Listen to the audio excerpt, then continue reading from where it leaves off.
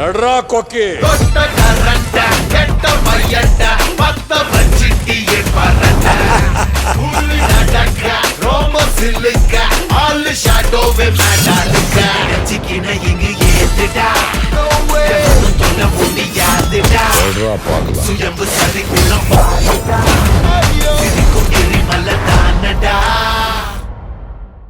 இதுக்கெல்லாம் நீதான் காரணம்னு நான் இப்ப உன்னை குத்தி காட்டி பேசவும் விரும்பல.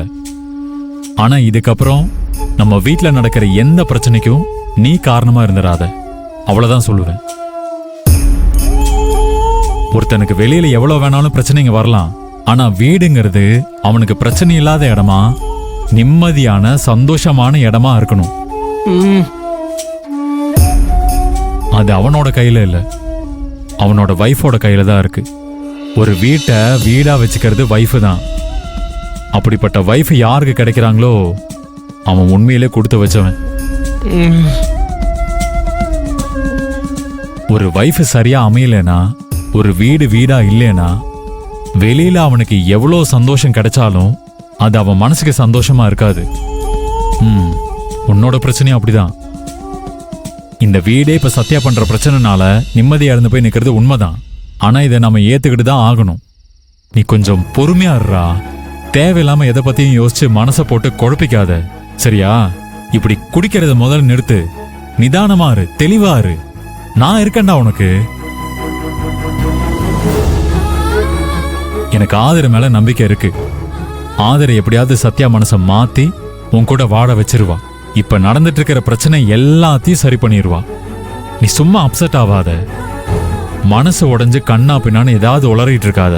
இந்த விஷயத்தை பொறுத்த வரைக்கும் உன் அண்ணன் நான் உன் கூட இருக்கேன், ஓகேவா?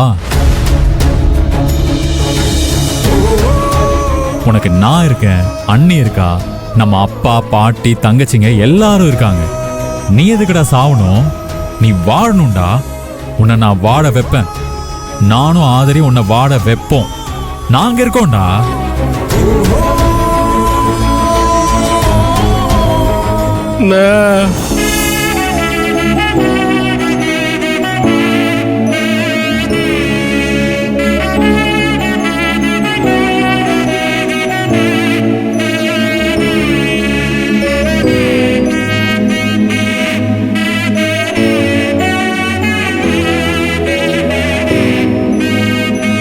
கார்த்தி, நீ எதை நினைச்சு கவலைப்படாத. கோவத்துல எந்த முடிவு எடுக்காத. கோவத்தில் எடுக்கிற எந்த முடிவும் கண்டிப்பா சரியான முடிவா இருக்காது.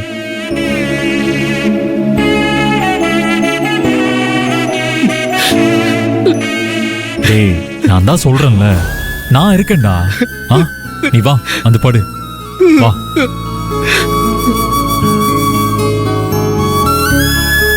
பாத்து உட்காரு,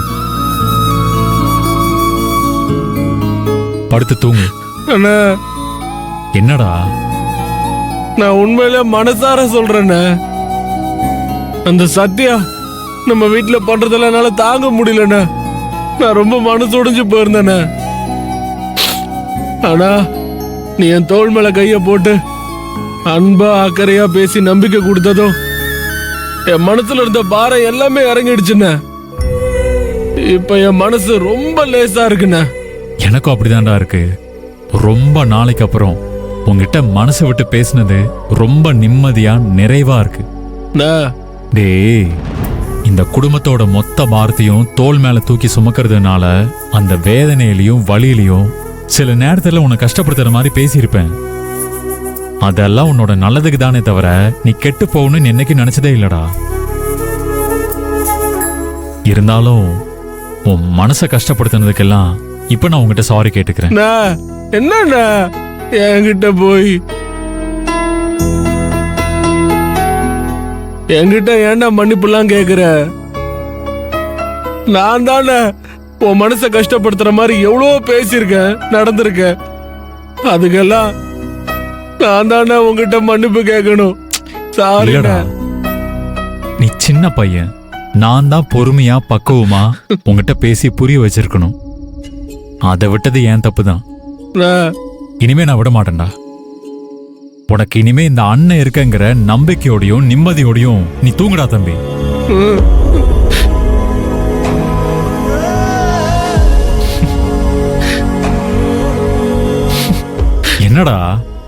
ஒண்ணும் இல்லண்ணா, சின்ன வயசுல நம்ம 2 பேரும் இதே இடத்துல எவ்வளவு சந்தோஷமா ஜாலியா விளையாடிட்டு இருந்தோம். அதெல்லாம் இப்ப ஞாபகத்துக்கு வருதுண்ணா. என் மனசுக்கு ரொம்ப சந்தோஷமா இருக்கு. அதான என்ன மீறி சிரிப்பா வருது.